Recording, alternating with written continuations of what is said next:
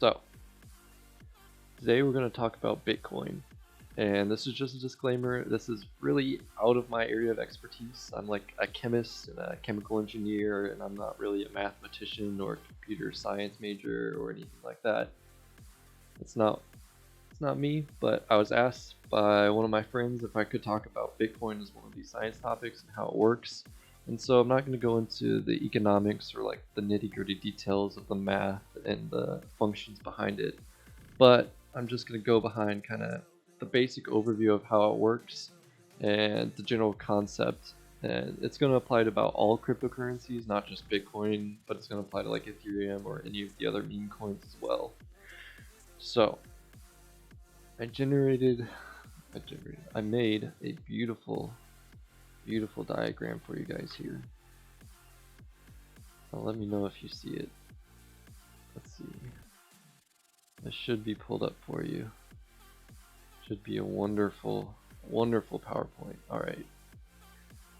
So, here's me, you, and my editor Ed. Now, we all transfer money between each other. You buy some of my merch or support me on Patreon, or I pay Ed, or Ed, you might know Ed and he buys some of your shirts, or he sees you selling hot dogs on the side of the street and decides to buy some of your hot dogs, or I buy whatever from Ed. Either way, we're all transferring money between each other, just our friends, and we do it so often that we want to keep a piece of paper or a ledger just kind of describing, hey, this is how much I paid you, and this is how much you paid me, and so at the end of the month, then we can all gather up this money and pay who's due. And so we make this little paper, we put our names on it, and we say, okay, I paid you $10, I paid my editor $50, and then Ed also paid you $25. And so at the end of the month, we'll gather up all this money and we'll distribute it out to everyone, and all is good, and all is said and good.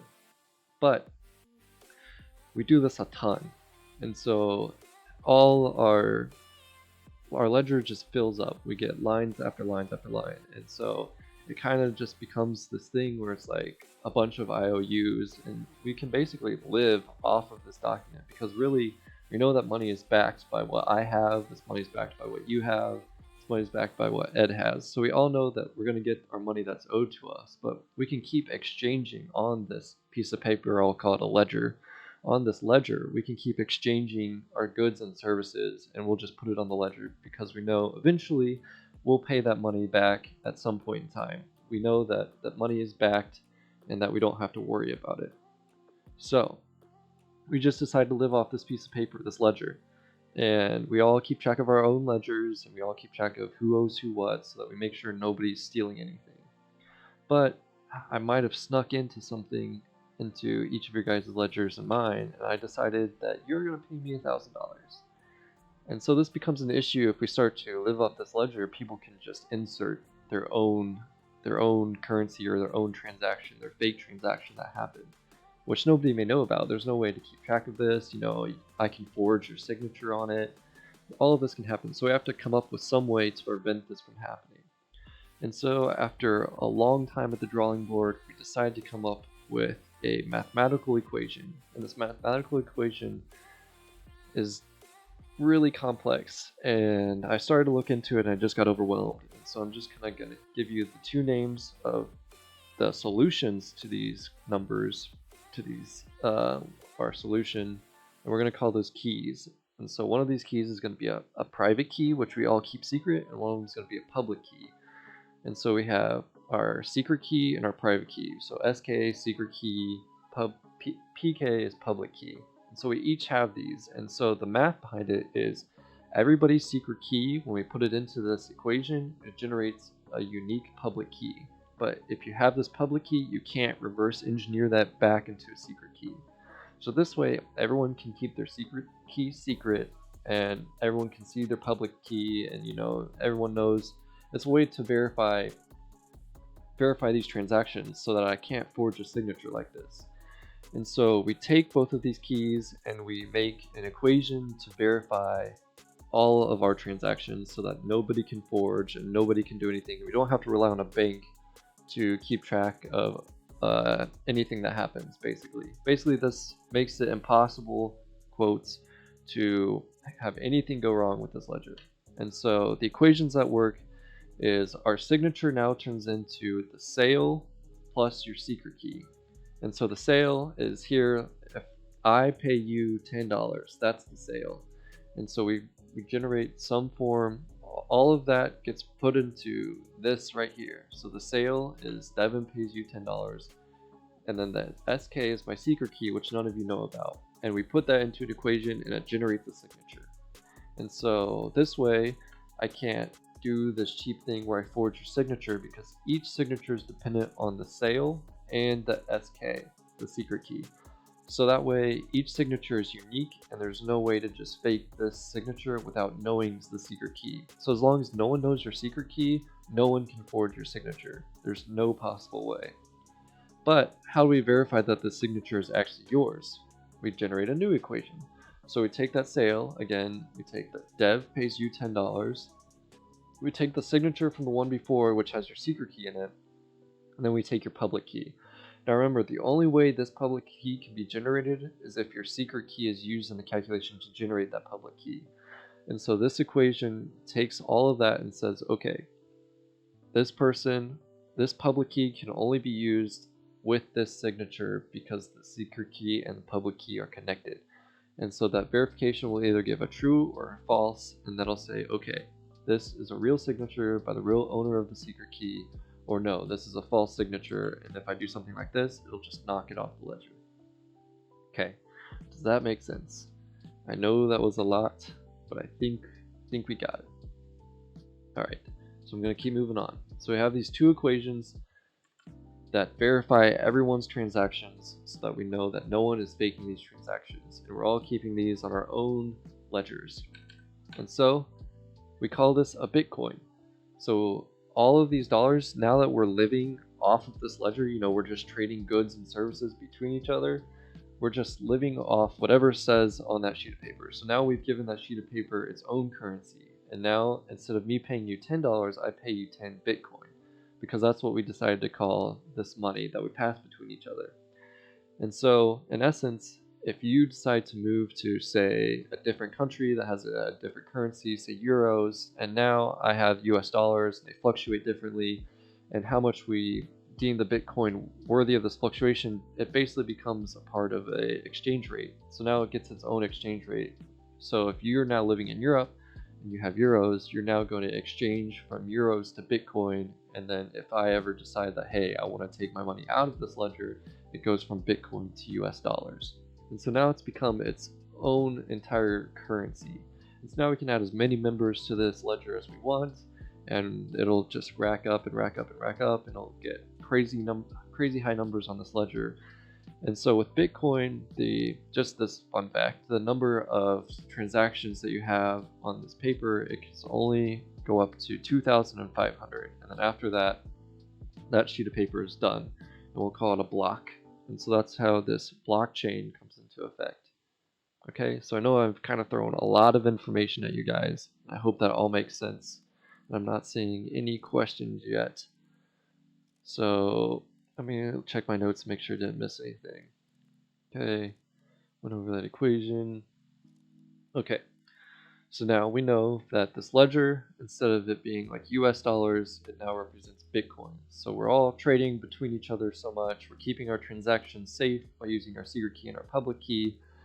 And we're all marking down who pays what, who owes who, and then exchanging if we need to exchange based on currency and exchange rates. So say you pay me $10 or whatever, it's just going to go on that Bitcoin rate, and then I'll exchange that later. And so the next thing that we do after that hits for Bitcoin 2,500 transactions, it becomes a block. And so from that block, we take all of those transactions, we send it through another equation, and the solution to that equation is called the proof. And so if you want to get into specifics, you can look up the specific cryptographic hash function. And for Bitcoin, it's SHA-256 or SHA-256. And so we condense all of our transactions with if we go back, all of our signatures and our verification, we condense that down to one solution, and we're going to call that the proof. Basically, it says everything in this transaction is true. Everything in this transaction, it happened accordingly. It just condenses it all to one number, and this proof number can't be faked. Like, it's seemingly random, and it's insane. It takes an amount of computing power to generate this number. And so, in order to keep this going so that everyone's ledger stays true and we can go back and check, we'll take that proof and add it on to the next block that we start. And so it becomes this chain of blocks, which is hence, like I said earlier, blockchain. And so this is where the blockchain comes into effect, where you have these ledgers. These ledgers are condensed into proofs, and these proofs are then put on the next chain. And so now no one can go in and go back and say, okay, in the other one, instead of Ed paying you $25, you want to say, okay, Ed's going to actually pay me $50. And so you go back to Ledger and you change it to $50. But since all of that gets condensed down to a proof, that proof is now going to change. And that breaks off the blockchain. And now everyone's ledger who had it up to the right point is going to have a different proof than the one that you have now faked. And so that's why we take the longest blockchain as the right one, because anyone that's going to have an error before it, it's basically not going to be true. Everyone's going to be working off of the most true blockchain, and this is how it gets decentralized. Basically, there's nobody monitoring this. Everyone's monitoring it. Everyone's able to keep each other in check. I'm keeping you and Ed in check. You're keeping me and Ed in check, and Ed is keeping me and you in check. So basically, no one's going to be able to fake this, quote unquote, and it's not hackable just due to the amount of what's it called? The probability it would take for you to guess is extremely high. And if you want to get a good video on this, he's doing way better than I am at explaining it. You can look up what's his name, 3 blue 1 brown, I think, or 3 brown 1 blue. I'm not entirely sure which one it was, I forget. But he does an amazing job at explaining this concept and going over how Bitcoin actually works. And if you want to check that out, I'll put the links in the description of this YouTube video that I'll put out. And you can go back and watch that, because his is obviously way better than mine, and he put a lot more effort into it. And he probably knows and does a lot more with this than I do. I haven't dipped into this at all. So now, the dying question that you all have been wanting to know is, how do miners get into this? And so, like I said, all of these equations take so much time to calculate. And so me, you, and Ed, we don't really want to take the time to go through and calculate all these proofs or calculate everyone's verification, their SK. We want to just be able to keep this ledger and make sure that it's all true, and we want somebody else to do this, because we trade money so much that we just don't have time to keep adding on these next blocks. Say you and Ed pay each other so much more, and I haven't paid into this, and so we need somebody with a lot of computing power to calculate these proofs.